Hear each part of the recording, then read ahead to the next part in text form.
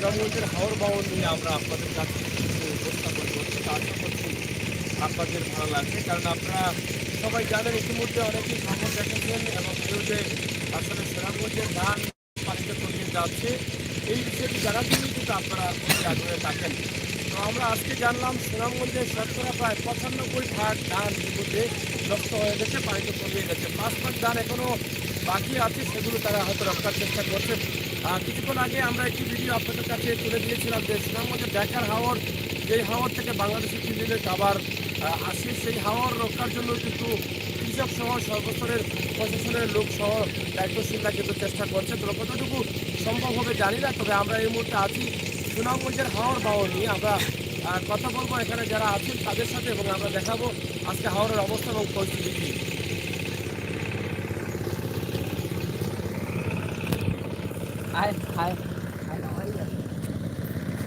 এদিকে আপনারা দেখছেন যে সুনামগঞ্জের চতুর্দিকে পানি, তবে পানিটা আসলে বৃষ্টির পানি বা অন্যান্য বছরের মতো না, পাহাড়ি ঢল নামার কারণে এই পানি আসলে দেখা দিয়েছে। কিতা অবস্থা আপনার? ভালো হইল কিলা দানের কি সব ভালো হইল? এরপরে ভালো খেতে তো নি পানি কেমন নিছে? হ্যাঁ, 1.5 আলোর মতো নিছে কিনি। আর এই সাইডে পানি তো ঢুকতো না মনে হয়, কোনো বান দেওয়া নেই। হ্যাঁ,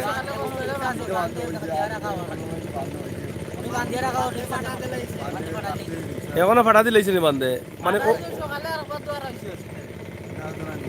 এনে তো এখনো বহুত দান রয়েছে না নি? কতদিন লাগবো এগুলা ফাঁকতে?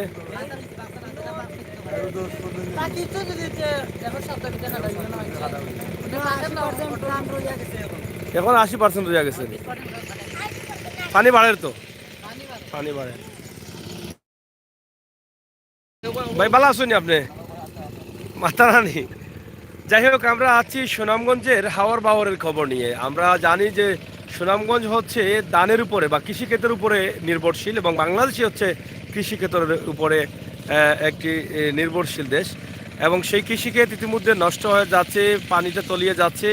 পাহাড়ি ঢল নেমে কিন্তু এই পানিগুলো আসছে। পানিগুলো শুধু সুনামগঞ্জের এই যে হাওর অঞ্চলগুলো, সর্বপ্রথম টাঙ্গুয়ার হাওরে পানি প্রবেশ করেছে। টাঙ্গুয়ার হাওর সহ ইতিমধ্যে 11টি হাওরের ধান ক্ষেত পানিতে তলিয়ে গেছে, নষ্ট হয়ে গেছে। ডেকার হাওরে আমরা দেখলাম কিছুক্ষণ আগে, তারা বিভিন্ন জায়গা দিয়ে যে পানি প্রবেশ করতেছে, পানি প্রবেশের রাস্তাগুলো বন্ধ করার জন্য বাদ দিচ্ছেন তারা। অনেকেই কৃষক সহ প্রশাসনের সদস্য যারা আছেন তারাও কিন্তু চেষ্টা করছেন এবং সহযোগিতা করে যাচ্ছেন। আমরা আজকে সুনামগঞ্জের যে বিষয়গুলো আপনাদের কাছে উপস্থাপন করছি, এই বিষয়ের উপরে আমরা জেনেছি যে শতকরা 95% ধান ইতিমধ্যে নষ্ট হয়ে গেছে। বাকি 5% ধান কৃষকরা হয়তো তোলার চেষ্টা করছেন এবং তুলেছেন। ঠিক আছে এটা না? সব ধান রয়েছে। আর ফানিয়ে কতটুকু নিছে ফানিয়ে?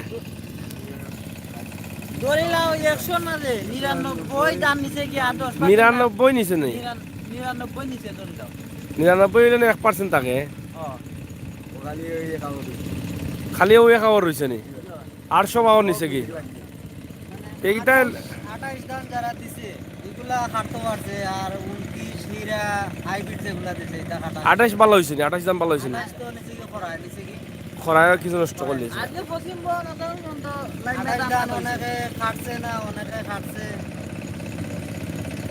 আর বাদ বাকি যে ধান আছে এটা আর কদিন লাগবো না নি পাকতে? এই সপ্তাহ টিকাল যাইব নিতে পানির লাগি।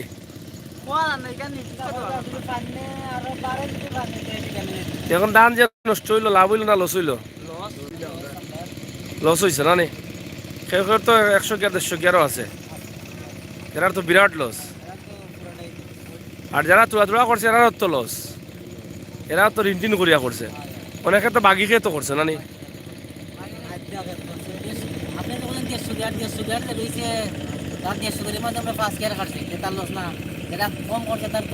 তো ফার্স্ট কেয়ার পুরা পাকনা কাটছো নি? পুরা ধান কাটছো নি না আধা কাঁচা আধা পাকনা? মানে পানি তার তোর মধ্যে পানি যে ব্রেকে পানি ঢুকছে লাগে তোমার খাতা পড়ি কাঁচাও কাট দিয়েছে না নি? এখন মানে এই কারণে খাতা মানে এইটা কি ওটা? তো যাই হোক, আমরা আপনাদেরকে দেখাচ্ছি যে কিছু ধান যারা তুলছেন তাদের সাথে আমরা একটু যাব, তাদের কাছ থেকে একটু কথা বলতে জানার চেষ্টা করব। এখানে দেখেন আসলে বৈশাখ মাস আসলেই সুনামগঞ্জে তাদের আসলে মনে হয় মানে ঈদ চলছে, ঈদের আনন্দ চলতেছে। কিন্তু এবারে তাদের ঈদের আনন্দ তো দূরের কথা, ঈদও চলবে না এবং বৈশাখের আনন্দ চলবে না। সব কিছু এবার তারা আসলে কষ্টের সাথে পার করতে হবে। জি ভাই সাহেব, বালানি আপনি কিতা অবস্থা? মানে কয় কয় কেয়ার 6 কেয়ার খেত করছিলানি? 6 কেয়ার গেছে কিনি? 6 কেয়ার করতে গিয়ে আপনার ঋণ করছেন না আপনার নিজে? এই 6 কেয়ার নিজের আছিল না বাগি? কিরাজি আনছিলাম, মানে কিরাজি দান এগুলো দেওয়া লাগবো? ফানিয়ে মারিয়া নিল 6 কেয়ারে কতটা দাম দেওয়া লাগে? 6 কেয়ার দাম কত? ইয়াল্লা, 30,000 টাকা ভরিয়ে দেওয়া লাগবো নি?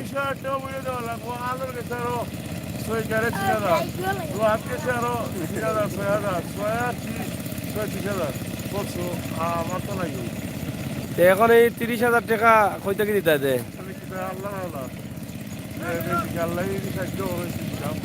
আর বেটা মাফ দিতে না নি যা বেটা?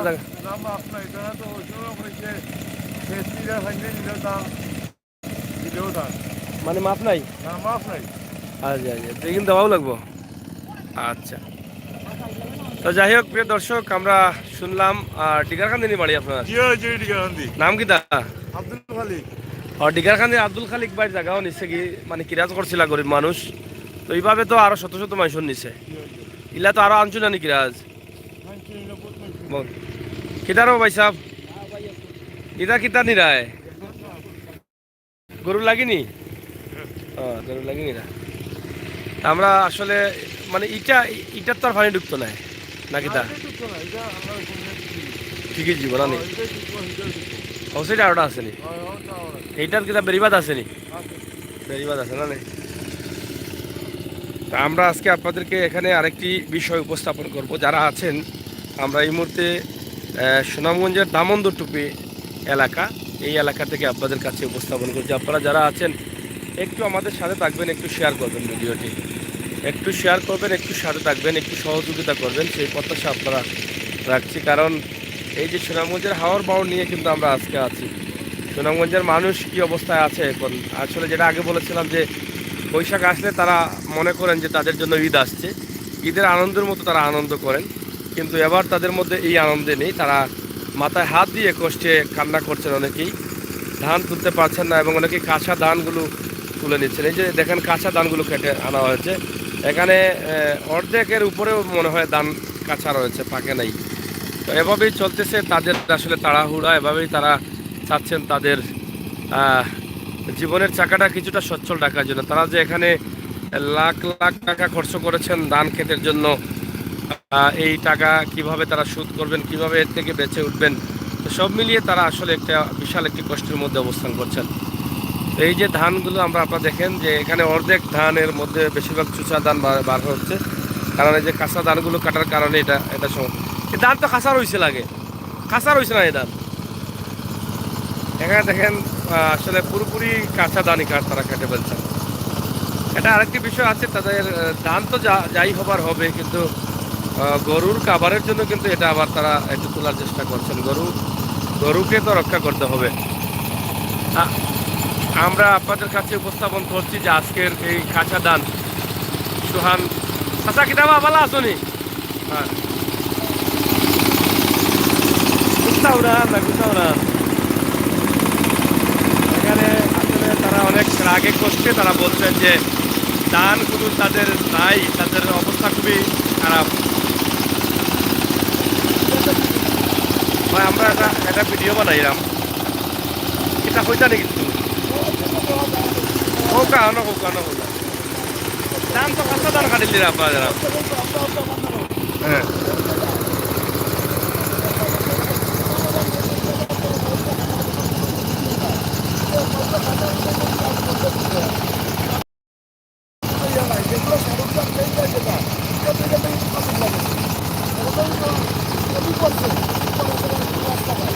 কত কে আর ক্ষেত আছে আপনার? আমার তো প্রায় বিড়ালের মতো গেছে। কিনাল গেছে কিনি সব? যখন নিচে লাগছি ব্যবসাটা করতে কতটুকু ধান আপনি মানে তুলতে পারবেন বলে আশা করছেন? আমার কাছে তো আমি তো মনে হয় 2000 মন তুলতাম পারতাম, ওই ক্ষেত্রে মনে হয় 300 মন তুলতাম পারতাম না। এগুলো তো সম্পূর্ণ খাসা, এগুলো এটা তো এখন একমাত্র জরুরি চাষ খাবারের লাগে। হ্যাঁ। এখন আপনাদের মানে কোন কোন কারণে এই পানিগুলো ঢুকছে? একমাত্র এটা বান্ধবের কৃষির কারণে। যদি সঠিকভাবে বেরিবাদ থাকতো তাহলে আজকে এই ধরনের এই আমলগুলো দেখতো না। সঠিকভাবে বেরিবাদ দিলে তখন হয়তো আমলগুলো বাঁচানো সম্ভব। সঠিক পরিবার না থাকার কারণে এই সমস্যা ঘটেছে। না থাকার কারণে এই সমস্যা। সমস্যা ঘটেছে। তো এভাবে সবাই তো খাসা ধান অনেকেই কাটছে। অনেকেই বলতে এখন তো আতঙ্কে লাগাইতে তো কোনো রাস্তা নাই। আর যে পাকা কিছু দানা ছিল যে ধরনের নিয়ে গেছে এগুলো আসলে মানে মনটা সান্ত্বনা দেওয়ার মতন নাই। আপনার পরিপূর্ণ পাখা ধান আপনি তুলতে পারেন না মোটেই। তুলতে পারেন, এই তো এই দেখেন না এগুলো তুলতেছে। এগুলা তো পুরাটাই কাঁচা, পুরাটাই কাঁচা। পুরাটাই কাঁচা। তো এটা বোধহয় শুধু গরুর খাবারের জন্য এটা গরুর তুলতে, খাবারের জন্য, এটা মানুষের খাবারের জন্য না, এটা গরুর খাবারের জন্য। গরুর খাবারের জন্য তুলতে হচ্ছে। এই তো দেখেন না, আপনি দেখতেছেন তো হ্যাঁ। এই যে আপনি এখানের মধ্যে অন্তত 1000 দাম থেকে একটা চাউল পাইতাম না। এটা একমাত্র গরুর জন্য। তো এভাবে আপনাদের মানে মানে কত টাকা লস হবে আপনার এবছরে? এই বছরে তো কত টাকা বলবো, 2-3 হাল জমি থেকে দাম তুললে তো অন্তত আপনার 5 লক্ষ টাকার দাম আইতো। হ্যাঁ, কিন্তু এই জায়গা এখন তো যাও যাইতেছে, মানে 5 লক্ষ টাকার দান আইতো, দাম আইতো কিন্তু এখন মানে এগুলা তো আর আসবে না। আসবে না। এগুলো তো পুরো আপনাদের সুনামগঞ্জে ইতিমধ্যে মানে কত শতাংশ ধান আসলে তোলা হয়েছে বা হবে ধারণা করছেন? সুনামগঞ্জ বলতে তো সুনামগঞ্জের কথা বলতে পারবো না। হ্যাঁ, আমাদের যে এই যে ইয়েতে আছে এখনো পর্যন্ত 2% দানও কেউ তুলতে পারে না। 2%ও তুলতে পারে না। এখনো তুলতে পারে না। এই যে এত ক্ষতিগ্রস্ত অনেক অনেক মানুষ তো আছে যারা এই ক্ষতিগ্রস্তটা আসলে সহ্য করতে বা এটা মেনে নিতে অনেক কষ্ট হবে, কারণ তারা তো আর্থিকভাবে অনেকটা কষ্টে থাকেন। এই যে ধান ক্ষেত হওয়ার পর এটা বিক্রি করে তারা অনেকটা তারা ঋণ পরিশোধ করেন। তো এরকম তো অনেক মানুষ আছে। অনেক লোক আছে। তা আপনাদের আসলে এই বিষয়ে কি চাওয়ার আছে? মানে সরকার তো আসলে এটা দেখছেন এবং প্রতিদিনই সরকারের পক্ষ থেকে যারা সুনামগঞ্জের জেলায় দায়িত্বে আছেন তারা বিভিন্ন ধরনের ঘোষণাও দিচ্ছেন কৃষকদের যে বিভিন্ন জায়গা বাদ দেওয়ার জন্য। তো তাদের উদ্দেশ্যে কি বক্তব্য, আসলে এই ক্ষতিটা কিভাবে আপনারা পুষিয়ে উঠবেন? আমাদের প্রধানমন্ত্রীর কাছে এইটুকুই, আপনার মাধ্যমে প্রধানমন্ত্রীর কাছে এইটুকুই আমাদের চাওয়া পাওয়া, এই যে হতদরিদ্র কৃষক এদের কিন্তু একমাত্র নির্ভরশীল হচ্ছে কৃষকের উপরে, কৃষিকাজের উপরে। আজকে যদি আমাদের এই যে হাওর এলাকার বেড়িবাঁধগুলো সঠিকভাবে বাঁধা হতো তাহলে আজকে এই আমাদের এই করুণ পরিণতিটা হতো না। যে অনেকেই আছে, অনেকে ঋণ মানে সুদ করে টাকা নিয়ে আসছে, টাকা নিয়ে আসার পরে মনে করেন জমিন করছে, তার মনে বলছিল এটাই যে আমি পাকা দান করে তুলবো, তারপরে ওই দান দিয়ে তাই ঋণটা কিছু মারবো, বাদ বাকি যেটা তারপর বাচ্চা কাচ্চা নিয়ে চলাফেরা করবো। আর মেইন ইয়েটা হচ্ছে প্রধানমন্ত্রীর কাছে এইটুকুই চাওয়া যে যেভাবে এই যে হতদরিদ্র মানুষগুলো এই যে ঋণ যেভাবে ঋণ করছে, হয়তো ঋণটা থেকে কীভাবে মুকুব পাতে পারে এই ধরনের একটা ভূমিকা যদি প্রধানমন্ত্রী শেখ হাসিনা এই ধরনের একটা ভূমিকা নিতে পারেন তাহলে হয়তো পরিবারের জন্য একটু ভালো হবে। আর বিশেষ করে এটাই বলবো যে প্রত্যেকটা প্রত্যন্ত হাওর এলাকা, যে হাওর এলাকায় বেড়িবাঁধের সুবিধা করা হয়েছে, প্রত্যেকটা হাওর এলাকা বেড়িবাঁধগুলা যাতে সুষ্ঠু সুন্দরভাবে যে লোকে করতে পারে, এই যে এই ধরনের লোকের কাছে মনে করেন এই কাজের দায়িত্বটা দিলে সবচেয়ে ভালো হবে। যে হয়তো আজকে আমাদের এই যে এখানে কি বলবো, যে বলার ভাষাই হারিয়ে ফেলেছি। যদি আমাদের এখানে বেড়িবাঁধটা সঠিকভাবে হতো তাহলে আজকে আমাদের এই করুণ পরিণতি কি বলবো, এইটার মধ্যে সোনা বসার কথা ছিল, কিন্তু এখন কি হয়েছে, এখানের মধ্যে সোনা হওয়ার কথা ছিল কিন্তু এখন গাছে পরিণত, কি বলবো আর বলার ভাষাই হারিয়ে ফেলেছি। আসলে সুনামগঞ্জের বেড়িবাঁধ নিয়ে যে অনেক অভিযোগ রয়েছে, এটা অনেক দিনের অনেক পুরনো একটি অভিযোগ। বেড়িবাঁধে সঠিক প্রয়োগ করা হচ্ছে না, সঠিক কাজ হচ্ছে না, বেড়িবাঁধ নিয়ে অনেক ধরনের দুর্নীতির নিউজ আসে। তা আমরা চাই সুনামগঞ্জের যে বেড়িবাঁধগুলো, বিশেষ করে আমরা এই মুহূর্তে দামোদর টুপি এলাকায় আছি, এখানে বিশাল একটি বেড়িবাঁধ আগের আছে আপনাদের, সেই বেড়িবাঁধটি ইতিমধ্যে কিছুটা ভেঙে গেছে, নষ্ট হয়ে গেছে। সেই বেড়িবাঁধের উপরে যদি আবার কিছু এটা বরাদ্দের কাজ আসে বা এটা করা যায় তাহলে এই হাওরটি বেঁচে যেত। এরকম যদি পাট করে সুনামগঞ্জের হাওরগুলো বাঁচানো না যায় এভাবে যদি কৃষকরা ক্ষতিগ্রস্ত হয় তাহলে কৃষিক্ষেত থেকে অনেকেই ধীরে ধীরে দূরে চলে যাবেন এবং কৃষিক্ষেতের উপরে নির্ভরশীল হয়ে হয়ে পড়ে বাংলাদেশ, সেই বাংলাদেশকে এগিয়ে নেওয়া যাবে না। তাই আমরা আশা করব সুনামগঞ্জের এই যে ক্ষতিগ্রস্ত কৃষক যারা আছেন তাদের পাশে এই মুহূর্তে সরকারের সহযোগিতা প্রয়োজন, কারণ অনেকেই তারা ক্ষতিগ্রস্ত আছেন, অনেকেই ঋণগ্রস্ত আছেন। এই ঋণ থেকে তারা মুক্তি পেতে হলে তাদেরকে সহযোগিতা অবশ্যই করতে হবে। এখানকার যে মন্ত্রী মহোদয় আছেন, আসলে আমি মনে করি ওনার সুদৃষ্টি থাকবে এই বিষয়ে। সুনামগঞ্জের ক্ষতিগ্রস্ত কৃষকদের জন্য একটি বরাদ্দ নিয়ে আসবেন, আমরা এটা আশা করতে পারি। নয়তোবা তারা আসলে এবারের যে ক্ষতিটা হচ্ছে সেটা পুষিয়ে উঠতে হলে তাদের অনেক কষ্ট লাগবে, অনেক পিছিয়ে তারা যেতে হবে। এই যে আরেকটা বিষয়, যে গত 2টা বছর করোনার একটা দুর্যোগ আমাদের গত হয়েছে, হুম সেই দুর্যোগ শেষ হতে না হতে আজকে আমাদের আরেকটা দুর্যোগ। এটা করোনা ছিল ভালো, যে ভাইরাসে আক্রান্ত হলে সে সাথে সাথে মারা যাবে। আর এখন যে ভাইরাসে আমরা আক্রান্ত হয়েছি, এই ভাইরাস থেকে বাঁচতে গেলে একমাত্র কি বলবো আপনার, এই মরণটা কিন্তু তিলে তিলে তিলে তিলে মরতে হবে। করোনা ভাইরাসের চেয়ে ভালো ছিল এই যে এখন যে আমরা দুর্যোগের মধ্যে আছি। তো এখন হচ্ছে এটাই যে সর্বশেষ হচ্ছে আপনারা শতকরা প্রায় 5% দান আপনার তুলা 2% উঠে নেই। বৈশাখ মাস শুরু, হ্যাঁ। এই যে মাত্র বৈশাখ মাস শুরু, যদি মনে করেন এই যে এখন যদি পানিটা না আসতো তাহলে এখন হয়তো মানুষে ধান কাটার মোটামুটি একটা পুরোদমে ওইখানে শুরু করে দিত।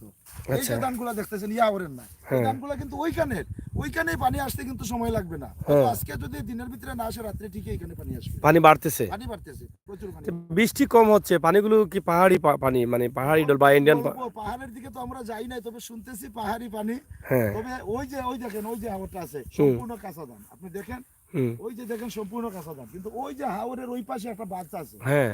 এটা কিন্তু কোন সরকারের উন্নয়ন থেকে এটা বাঁধ কখনো আসে নাই। এটা আচ্ছা। কিন্তু নিজ উদ্যোগে এই শ্রমিক কৃষক সকলের নিজের উদ্যোগে, মানে নিজের উদ্যোগে বাঁধটা দেওয়া আছে, বাঁধটা দেওয়া হয়েছে। কিন্তু এই বাঁধের উপরে কতটুকু মানে এটার উপরে নির্ভরশীল হওয়া যাবে কিছু বলা যাবে না। ওই যে তা আপনাদের যে এই যে হাওরের একটা বাঁধ আছে, আমরা দেখলাম ওই যে ডাবরের ওই যে কি নদী বলে ওটাকে, মহাসিং নদীর পাড় দিয়ে যে একটা বেড়িবাঁধ আছে, আমি দেখলাম, আমি শুকনোর সময় একবার আসছিলাম। তো এই বাঁধটা তো ভেঙে যাওয়ার কারণে কিন্তু এই ক্ষতিটা হয়েছে। এটা যদি আসলে পুনরায় কিছু মাটি পালানো হতো বাঁধের উপরে, তাহলে আজকে এই ক্ষতিটা হতো না। তো এখন এটা নিয়ে আপনার কি দাবি আছে? আপনাদের এই এলাকার যারা দায়িত্বশীল বা মন্ত্রী মহোদয় সহ যারা আছেন তাদের উদ্দেশ্যে কি বলার আছে আপনাদের? তাদের উদ্দেশ্যে এতটুকুই বলবো যে আমাদের আসলে আমাদের দেশ হচ্ছে কৃষি নির্ভরশীল দেশ। হ্যাঁ। আর শতকরা আপনার অনেক পার্সেন্ট কৃষির কাজ করে করে থাকে। তাহলে ওটুকুই বলবো যে দয়া করে যে প্রত্যেকটা হাওরের বেড়িবাঁধগুলো সঠিকভাবে পর্যালোচনা করে, আর এই বেড়িবাঁধগুলো সুন্দর এবং যেভাবে অল্প বন্যাতে তলিয়ে না যায়, অল্প বন্যাতে ভেঙে না যায়, সেই দৃষ্টি মানে ওনার কাছে আমরা অনুরোধ করব যে প্রত্যেকটা বেড়িবাঁধের উপর উনি খুব সঠিকভাবে নজরদারি করার একটা আহ্বান ওনার কাছে অনুরোধ করব।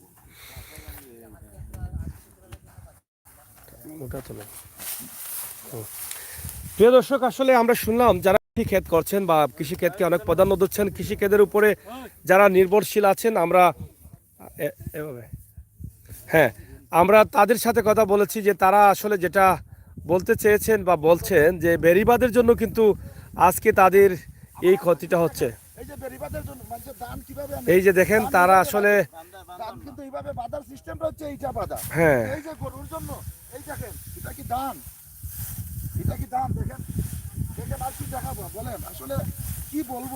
মানে এটা এখন গরুর খাবার হয়ে গেছে। এই যে তাদের এই কষ্টটা, এটা আসলে আমরা যেটা বলেছিলাম যে বৈশাখ আসলে সুনামগঞ্জের মানুষের জন্য একটি ঈদ আসে, ঈদের মতো হয়, কিন্তু এবার তাদের ঈদ তো পালন করবেনই না, কিন্তু তারা এই বৈশাখী ঈদের মাথায় হাত, তারা কষ্টে সময় পার করছেন। তো এই যে সারা ধান মানে পুরো ধানগুলো কিন্তু কাঁচা রয়েছে, এই কাঁচা ধানগুলো নিয়ে তারা আসলে কি করবেন এবং বলার মতো কিছু পাচ্ছেন না, কাকে কি বলবেন। এবং বেড়িবাঁধ নিয়ে তাদের দাবি আছে, সুনামগঞ্জবাসীর দাবি, এটা দীর্ঘদিনের দাবি। বেড়িবাঁধ নিয়ে দুর্নীতি কখনো কমে নাই, কমছে না। হ্যাঁ হ্যাঁ। আপনি বেড়িবাঁধ সম্বন্ধে আমাদের ওই যে একটা চ্যানেল আছে, ওইখানে কিছু বলেন আপনি। আমার বলা শেষ, আমার 3 আল জমিন, ওই আওরে আমার 3 আল জমিন গেছে। আর কি বলবো, ওই যখন গরুর জন্য ঘাস কাটতেছি। এই যে ঘাস কাটতে গিয়ে যে টাকাটা খরচ হইতেছে, কিন্তু ধান কাটলে ওই টাকাটাই লাগতো। এখন একজন শ্রমিককে দিতে হচ্ছে 500 থেকে 600 টাকা রোজ। যদি ধান নিয়ে আসতো তাহলে তো কোনো সমস্যা হতো না, সেটা কি গরুর খাবারও হতো, দানও হতো? ধান হয়তো গরুর খাবারও হতো। তো এখন শুধু গরুর খাবার পাচ্ছেন, এই 500 টাকা রোজ দিচ্ছেন, সেটাও তো আপনার জন্য লস। লস। এখন তো গরু বাঁচাতে হলে তো অবশ্যই ঘাসের দরকার। দরকার। সেই জন্য এগুলা কাটিয়ে মনে করেন এই যে গরুর খাবারগুলো রেডি করতে। এটা তো আর অযৌক্তিক না। আপনি দেখেন যে আপনি ওইখান থেকে একটা ধান নেন, 100টাই নেন, 100টার মধ্যে দেখবেন আপনি হাত দিয়ে দেখেন যে কয়টা ধান এখানে আছে। না, এখানে তো ধান, তো এগুলা তো ধান আছে, কিন্তু এগুলা তো চাল হবে না। এখনো চাল হয় না, চাল হয় না, ধান তো আছে, কিন্তু আরো কয়দিন লাগতো এগুলো পাকতে হলে? এই তো মনে করেন আরো 10 সপ্তাহ থেকে 10 দিন হলে মানে মোটামুটি পুরাটাই সঠিকভাবে হয়ে যেত। আরো সপ্তাহ 10 দিন হলে ওই যে রাজন কৃষক এদিকে আসেন, গরুর খাবার হয় না কেন? এদিকে আসেন না। আসেন, এগ্রিকালচার লেবার হলেও তো বলবেন। আপনার কথাগুলো না বললে তো এগুলো তো আসলে এখন প্রচারের দরকার। বলেন হ্যাঁ, কি বলবো? বলুন না। আমার যে ভাই আগে বক্তব্য করেছে না, সঠিক। আমরা কিন্তু অনেক সময় আছে যে মানে মানুষ কাঁদে না, কাঁদতে চোখের পানি আসে, আমরা এমনিতেই পানি চলে আসে। কারণ লেগে যে এগুলাকে খাটার যোগ্য হয়ে গেছে না, যোগ্য হয় নাই। তো এগুলা কাটছে কারণটা কি? গরু বাছুর আছে, গরুর তো খাবার দিতে হবে। গরু তো আর তো কথা বলতে পারে না, গরু তো বলবে না যে আমার খাবার দে, সেজন্য আমরা এই দেখো গাছ কেটে আনছি। এরপরে আমরা মানুষ রুজনে এসেছি 500 টাকা রুজ, 500 টাকা মানুষ এসেছি। আমি যে রুজনে এসেছি আমি টাকা কোথায় পাবো? ঋণ করে নিয়ে আসবো। কারণ কিসের জন্য নিয়ে আসবো? যে আমার হয়তো আমি নিজে না খাইবা না খাই, আমার গরু খাবার আগে যোগান দিতে হবে, আনতে হবে। তো আমাদের ভাই বলেছেন যে শতকরা কিন্তু আমরা অনেক সময় আছে, অনেকে কয় যে মানে 5% কাটছে না, কাটছে নি না না 2% 5% কাটছে, হয়তো 2% বা 3% তো কাটছে, টানে টুনে আছে। আর মানে বর্তমান যে বছরের কিন্তু 28 ধান কিন্তু মানুষ দিয়ে চাষ করেছে, ডাইরেক্ট করা দুটা দুই লাগে সাদা হয়ে গেছে। 28 ধান তো আবার খরায় নষ্ট হয়ে গেছে। খরায় মানে এটা তো 28 ধান তো এখন পাকে, মানে 28 ধান তো চৈত্র মাস মানে 15 তারিখের ভিতরে মানুষ কাটে, মানে পাকে। কিন্তু 21 থেকে কিন্তু বৃষ্টি হয় নাই, বৃষ্টি না হওয়ার কারণে কিন্তু ধান বাড়াইছে, ধান কিন্তু ভালো হিজা করে নাই, বাটি হিজা করেছে, কিন্তু এটার মধ্যে সব সম্পূর্ণ চুষা হয়ে গেছে। এটা কি 28 নি? না, এটা কি? না, এটা 29। যে 28 ধান আমরা যা ফলন ইকুস্ত হয়েছে, একটা চলার মধ্যে কিন্তু মানে সবকিছু করাই দিলে নষ্ট করে, যে একটা ইটার মধ্যে একটা ধান হবে, দুইটা ধান হবে, বাকি সবগুলা চুষা হয়ে গেছে। তো সব কথার শেষ কথা হচ্ছে যে আপনাদের এখন আর হাসি নেই। আপনাদের অনেক চেষ্টা করলো হাসাতে পারবেন। এখন কিভাবে হাসবো বলেন? আমরা এখন যদি কাঁদিও আমাদের চোখের জল আসে না, জল সব শুকিয়ে গেছে, জলগুলো শুকিয়ে গেছে। তো এখন আসলে আমাদের যারা সরকারের দায়িত্বে আছেন তাদের উদ্দেশ্যে আপনার কি চাওয়া, আপনাদের কি চাওয়া? এই যে সুনামগঞ্জের এত বড় ক্ষতি হয়ে গেল, আমাদের যে সুনামগঞ্জের যতগুলা বেরিবাদ আছে, আমাদের যে মানে উপজেলার মধ্যে যত বেরিবাদ আছে, সেই বাদগুলোর জন্য সুষ্ঠু মানে যাকে কাজ দেওয়া হয় যেন সুষ্ঠুভাবে তারা মানে কাজটা করে। আমরা এটাই আমরা চাই যে আমরা বাদগুলা যদি সঠিক থাকে তাহলে আমরা আমাদের মুখে সবসময় হাসি থাকবে, আমাদের কান্না কোনো সময় আসবে না।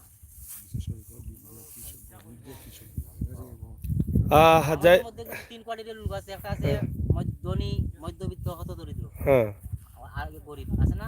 আছে অবশ্যই। যে হত দরিদ্র যারা আছে এরা কিভাবে পাচ্ছে? যারা মানে পরিবারের সম্পূর্ণ আয়ের উৎস হচ্ছে তারা কৃষি, মানে কৃষি কাজ করে, ওটা থেকে তারা ইনভেস্ট করে, যে তারা ওটা থেকে ধান বিক্রি করে তারা মানে এরপরে তারা অনেক কৃষক আছে মানে সুদরে আনে 20,000 বা 50,000 বা 1 লক্ষ সুদ নিয়ে আসে।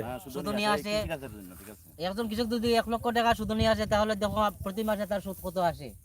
এরপরে কিন্তু তার মনে হাসি উঠাও যে আজকে যদি আমি 1 লক্ষ টাকা এনে আমি আমার কৃষিকাজে ব্যবহৃত করি বা ব্যবহার করি, আমার তার তো মনে গেলা আছে যে আমি আজকে 1 লক্ষ টাকা যদি আইনা আমি আমার কি বলবে, আমি এই যে মনে করেন আমি ব্যাংক থেকে 8 লক্ষ টাকা লোন নিয়েছি। কেন লোন নিয়েছি? যে আমি যদি আমি কৃষিটা করতে পারি, সঠিকভাবে যে কাজটা করতে পারি, তাহলে মনে করেন আমি এই আমার লোনটাও মানে আমি পরিশোধ করতে পারবো, আমিও মোটামুটি একটা ইনভেস্টও করতে পারবো। কিন্তু এখন আমি কিভাবে এই যে নুনের টাকাটাই পরিশোধ করব, না, সেটা হয় না। কিভাবে কাভার দিব, কিভাবে ওই যে যে আমার যে এই কাজ করাতে গিয়ে অনেক লোক আমি রাখছি, এই লোকের টাকাগুলা কিভাবে দিব, এই হতাশায় তো মনে করেন আমি মানে কোনো ধরনের ইয়ে করতে পারতেছি না। মানে মন স্থির করতে পারতেছেন না। হ্যাঁ, মন কোন ধরনের আপনার গ্রাম কোনটা? আপনার কোন গ্রাম? দামোদর টুপি গ্রামে আপনাদের সবারই। সবাই যেমন দেশে। যাই হোক, আমরা যদি আজকে তাদের বক্তব্য শুনি সারাদিন শুনতে পারবো, তাদের কষ্টের কথা সারাদিন শুনতে পারবো। গত প্রায় 10-12 দিন থেকেই কিন্তু সুনামগঞ্জের নিউজগুলো ব্যাপক আকারে প্রচার হচ্ছে, সব ধরনের সোশ্যাল মিডিয়া সহ, টিভি চ্যানেল সহ, পত্রিকা সহ, যে সুনামগঞ্জে পানি কোন হাওয়ারে কখন ঢুকতেছে সবগুলোই কিন্তু উঠে আসতেছে। আমরা ঠিক একইভাবে আজকে সুনামগঞ্জের কিছু তথ্য আপনাদের কাছে উপস্থাপন করেছি। সর্বশেষ দাবি হচ্ছে একটাই, ধান তলিয়ে গেছে, নষ্ট হয়ে গেছে, সেটা আর ফিরে আসবে না। কিন্তু এখন তাদেরকে সহযোগিতা করতে হবে বাংলাদেশ সরকারকে, এবং সরকারের কাছে তাদের জোর দাবি, যারা কৃষি ক্ষেত্রে ক্ষতিগ্রস্ত হয়েছেন তাদেরকে তালিকা করে যেন তাদের কিছু সহযোগিতা করা হয়, একটি বরাদ্দ যেন তাদের মধ্যে বিতরণ করা হয়। তাহলে হয়তো তারা কিছুটা হয়তো ঘুরে দাঁড়াতে পারবেন, সেই প্রত্যাশাই কিন্তু সবাই রাখছেন। তো প্রিয় দর্শক, আজকের এই ভিডিও ছিল আমাদের আজকের সুনামগঞ্জকে ঘিরেই, সুনামগঞ্জের হাওর অঞ্চলের মানুষ এই মুহূর্তে কেমন আছেন সেই বিষয় নিয়ে আমরা সেই বিষয়গুলো আপনাদের কাছে সরাসরি উপস্থাপন করেছি। তবে যেখানে আছি আপনারা দেখছেন যে আমার হাতের দিকে বা ভিডিওর শুরুতে আমরা দেখিয়েছি যে একটি হাওরে পানি ভরপুর, এবং অন্যদিকে যে হাওরটি আছে ছোট একটি হাওর, এখান থেকে ধান তারা আসলে ভয়ে কাঁচা ধানই কেটে নিয়ে আসছেন, যদি সেটাও তলিয়ে যায় তো সেই জন্য সেটা কিন্তু দান হবে না, সেটা কিন্তু হয়ে যাচ্ছে গরুর খাবার। তো অনেকেই বলছেন গরুর খাবারও ঠিকমতো হবে না, ধান পরিপূর্ণ পাকা না হলে সেটা গরুর খাবারও ঠিকমতো হয় না। তো হ্যাঁ, এই যে তারা এভাবে খেটে নিয়ে আসছেন, এটা মুঠি করছেন না, এটা একটা বাদ দিয়ে নিয়ে আসতে হয় ধানগুলো, সেগুলো এভাবে নিয়ে আসছেন। তো এই বিষয়গুলো আসলে সবাই আমরা এগিয়ে আসতে হবে, আমাদের নিজ নিজ জায়গা থেকে আসলে এই কৃষকদের বা কৃষি ফলন কীভাবে বাঁচানো যায় সেই চিন্তা করতে হবে, সেই চিন্তাকে সামনে রেখেই কিন্তু আমরা এগিয়ে যেতে হবে। চাচা আপনি পালা শুননি? ও খুব কষ্ট লাগে বেটা, চাষিয়ে কিতা কোনটা কইসুননি? হ্যাঁ, একাল জমিন খেত করি আর একটার জমিন খাচ্ছি সারাও আমার ক্ষতি। সারাও আমার ক্ষতি মানে কাজীওয়ালা নেই। এখান কাঁচা ধান খাচ্ছি এক কেয়ারও যে খাটছেন আপনি, দান চাউল আর হইব নি? টেকার মাঝে চাইলে না বাড়িব কিনা খাইলে নিচু কিনা নিজেও খাটি একটু ও তুমি মানে এভাবে সবরু? হ্যাঁ, এই বছরও খারাপ নেই, কিলা খারাপ হইলে বছর 2020 সাল তো খারাপ আছিল, করোনা আইলো, পানি আইলো। হ্যাঁ, পানি তো আইলো রোদির মাঝে কোনটা বুঝলাম। ওই আজানি বাংলাদেশে ইন্ডিয়ার লগে চালা লাভ কিনা বুঝছি। ইকান খার গাড়ি ইকান খার তোমরা নে বেটা গাড়ি কি কে দাও বেটা? হ্যাঁ, বেড়া লাগাইলে না তো। যাই হোক, এবার তো দান হইতো না, মানে এটার তো নয়া মেশিন লাগে, এবার লইছন নি? ইয়াল্লা ই কি দাও বেটা, তো লসো পড়ে গেলে ফেলা লইয়া। দিন করে লইছো, দিন করে লইছো। চাচা তো এবার লসো পড়ে গেলে লইয়াও। আচ্ছা, যাই হোক, আমরা শেষ করে নিচ্ছি। শেষ করে নেবার আগে এটাই বলবো, আবারও বলবো, আমার একটা অনুরোধ রে বাবা, তোমার মাধ্যম আমরা যে বানটা আগামী বছর মন্ত্রী সাহেবরে কইয়া বেরিবানটা দেওয়া যায়, ইনো বহুত জায়গা আমরা আপনাদের যে বেরিবান বলছেন, এটা কোন কোন এরিয়ার নাম? আমরা দাম দিতে দামোদর টুপি থেকে প্লাস মাহমুদপুর। ইনো আমরা 3-4টা কিত্তা ওদিকে মাওয়ানপুর সহ ওদের এই যে মকসিং নদীর পার দিয়ে, মকসিং নদীর পার দিয়ে, উত্তর পার দিয়া মহাসিং নদীর উত্তর পার দিয়া এটা তো আগের যে একটা বেরিবাদ আছে, এই বেরিবাদ নাকি? না, এই বেরিবাদ ওই বেরিবাদের উপরে আবার দিতে হইব। এইটাই বলছি, আগে তো সীমানা দেয়া আছে, নষ্ট হয়ে গেছে বেরিবাদ, ও পুনরায় এটা আবার করতে হবে এই বেরিবাদের উপরে। বাগলাই নিবান পুনর্নির্মাণ করতে হ্যাঁ। এই জায়গাটা যাই হোক, আমরা এই যে বেরিবাদগুলো ধীরে ধীরে যদি সরকার সম্পূর্ণ করেন, তাহলে বাংলাদেশের কৃষি ফলন এগিয়ে যাবে এবং কৃষকরা বেঁচে থাকবে।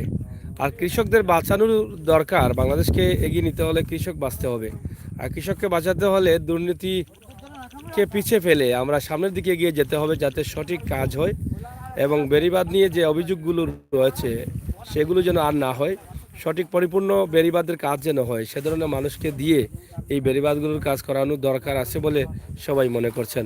তা আসলে কৃষকদের কথা আর শুনতে চাই না, কারণ শুনলে সারাদিনই শুনতে পারবো। আসলে তাদের এবারের ঈদও হবে না, রমজান চলতেছে, আজকে 18 রমজান, কিন্তু ঈদ করবেন তারা কিভাবে করবেন? তাদের কৃষি ফলন ভালো হলে তারা ঈদও ভালো করতেন। একসাথে দুটি আনন্দ, একটি হচ্ছে বৈশাখ, অন্যটি হচ্ছে ঈদের আনন্দ। কিন্তু বৈশাখের আনন্দ নেই, ঈদের আনন্দ মাটি হয়ে গেছে। এই হচ্ছে কৃষকদের অবস্থা সুনামগঞ্জের। আমরা আজকে সুনামগঞ্জের এখান থেকে যারা ধান তুলছেন, সুসা বেশি না? সুসা সুসা সুসা ও দেখো হ্যাঁ।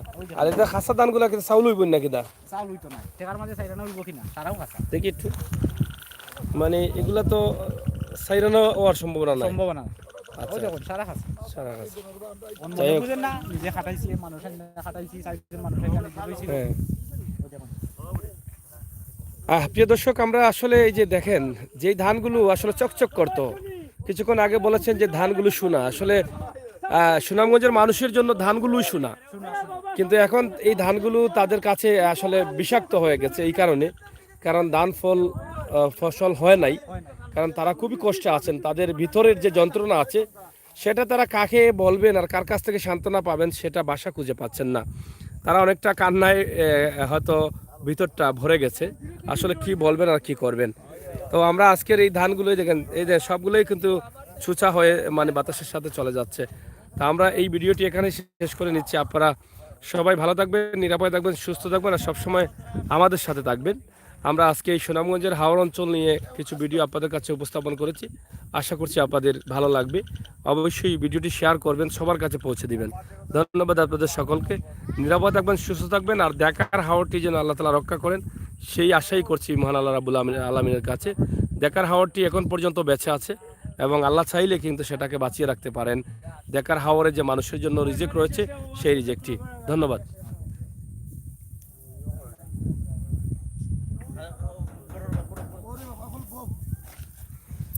সাউ খাইলতানি।